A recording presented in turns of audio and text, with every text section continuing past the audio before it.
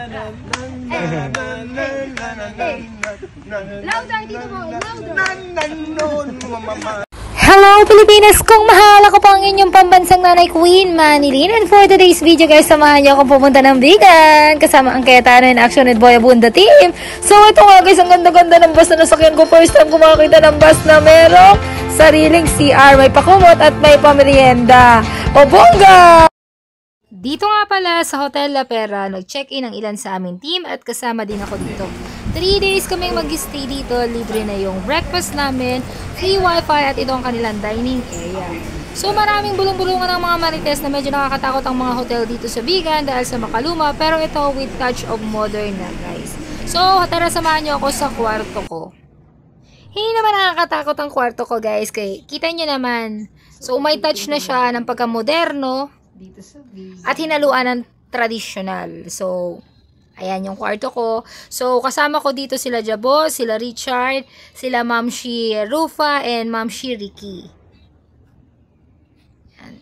So, ito yung labas namin. Labas ng bintana. So, medyo maaraw na sa labas.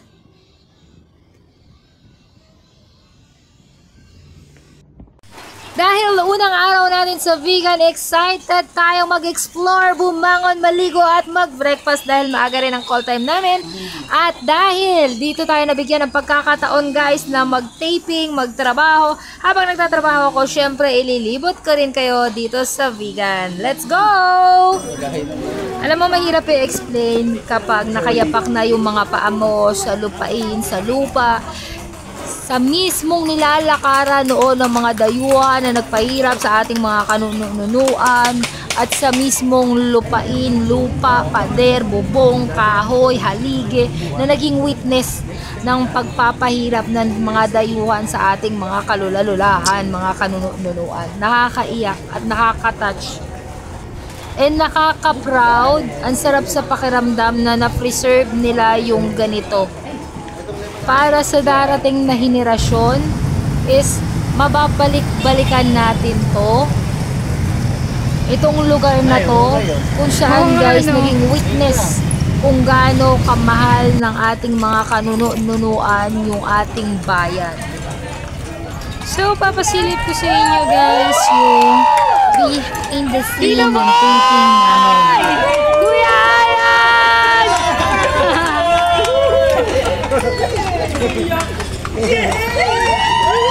Matapos ang taping guys is may oras pa kami para maggala, maglibot at sulitin ang aming paglalagi dito sa Vigan. Ito nga pala yung Vigan Hotel, tapat lang yan ng plaza guys, kung saan dito rin nag-check-in yung aming team.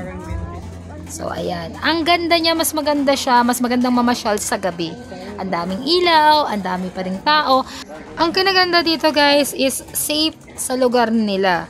So kapag meron kang mga naiwang gamit, hindi siya mawawala or walang kukuha, pwede mong balikan, andun pa rin yung gamit mo. Napansin ko din na disiplinado yung mga tao dito. Isa nga pala guys sa mga nakalagtaan kong i-share sa inyo is dumaan kami sa Hidden Garden, isa sa mga kilalang tourist spot dito sa Vigan. Kung saan guys, akala mo normal lang, maliit na gate lang, pero kapag pumasok ka, isang malawak na pasyalan at kainan. At ito ay dinadayo rin ng mga celebrity. Makikita mo nga yung mga feature ng mga celebrity guys at ng mga kilalang politiko.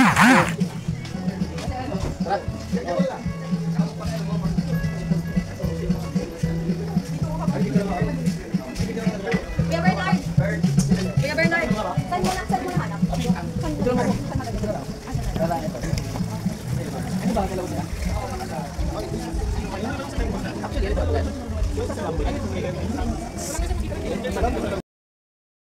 Dito nga habang kumakain ka ay meron silang live van. Pero syempre, minute ko na dahil mahirap na makopyright tayo.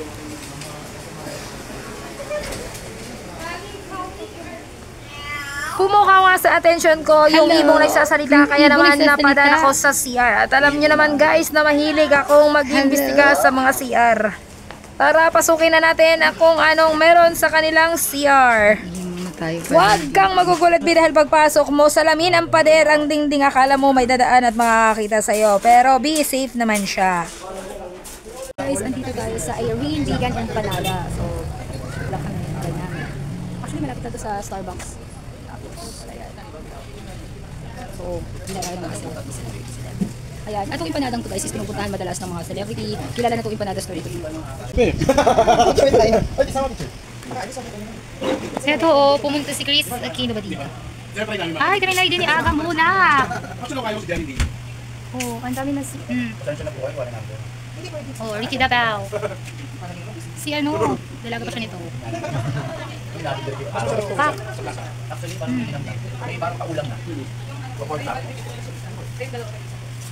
Diba?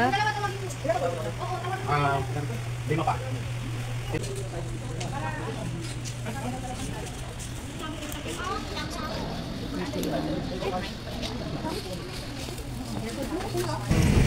Boy, lalakad-lakad kami. Second day namin to. Sa vegan. So, medyo may kainitan nga lang. So, back kami sa hotel. Sa Vegan Plaza Hotel. For the... Anginet. Ayan. Anginet. Janet. Ayan, yung sinungaling yung buhay.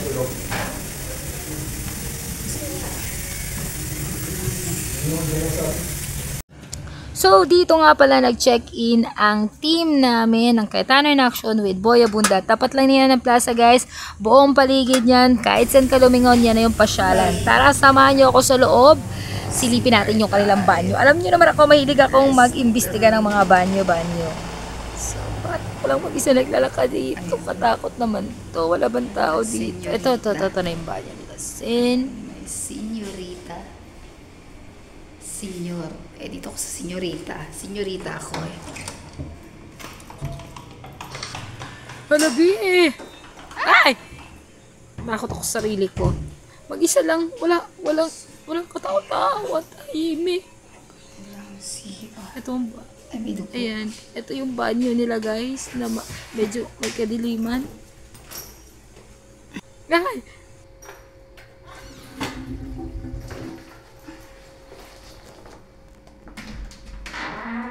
Mama!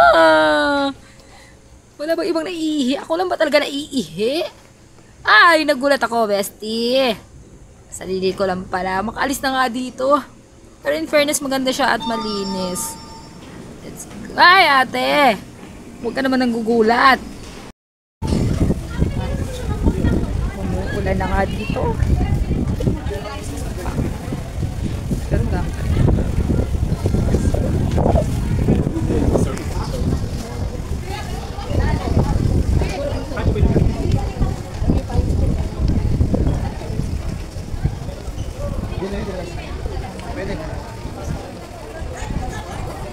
Pwede sa kanya tayo.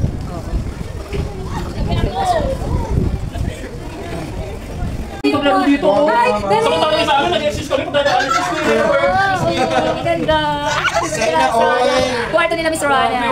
Ilan? O, diba? Ang ganda. O yung chicken watch natin. Ay, ang ganda. Itain mo ka din sa pakis. Itain ni Crema. Tayo ngayon. Sa na.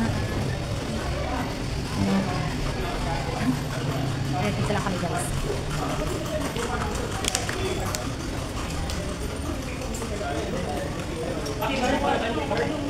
Sige lang pa, kay mami.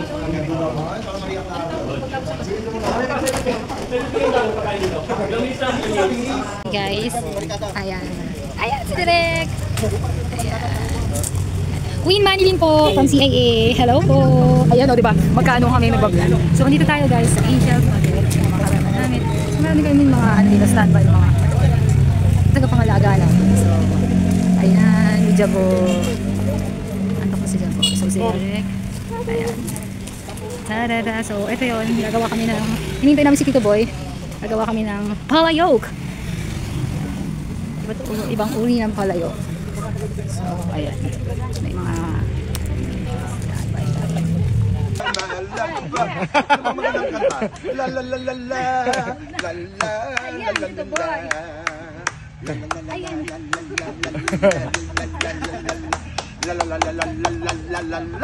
Ganon. Pagkatapos yan, dandali mo. Andito tayo ngayon guys sa terminal ng bus, pabalik ng Maynila. So, ang sinakyan namin yung Joy bus na yan. Tara, itutour ko kayo sa loob ng bus. Ito rin yung bus na sinakyan namin, service namin guys, papunta dito sa Ilocos Norte. Dito sa Vigan.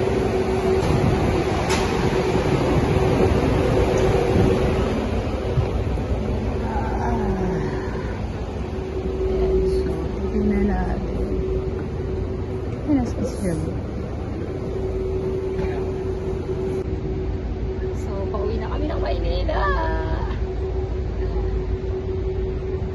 So, hintay pa kami kasi may isi-shoot pa ako dito.